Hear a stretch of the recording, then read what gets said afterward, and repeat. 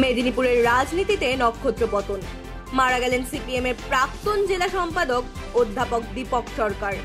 বাম দলে শোকের ছায়া। প্রসঙ্গত উল্লেখ্য, বিতর্ক কখনো দীপক বাবুর পিছু ছাড়েনি।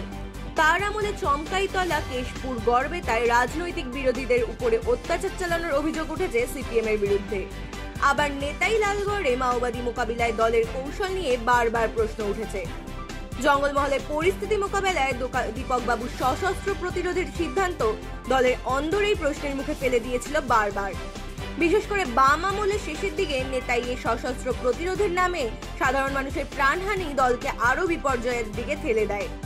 প্রাক্তন মুখ্যমন্ত্রী বুদ্ধদেব ভট্টাচার্য দীপক বাবুদের সশস্ত্র প্রতিরোধের কৌশল সমর্থন করেননি। পক্ষান্তরে তপন ঘোষ, শকুর আলী, অনুজ পাণ্ডে, ডালিম পাণ্ডের মতো বিতর্কিত সিপিএম নেতারা দীপক বাবুর মদতেই বেড়ে উঠেছেন বলে লাগাতার প্রচার শুরু করেছিলেন বিরোধীরা।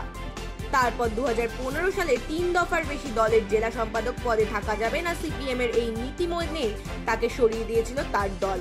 এসেছিলেন তরুণ রায়। এবার এমনই এক প্রভাবশালী দুর্দান্ত প্রতাপ নেতা ইহলোকের মায়া ত্যাগ করলেন।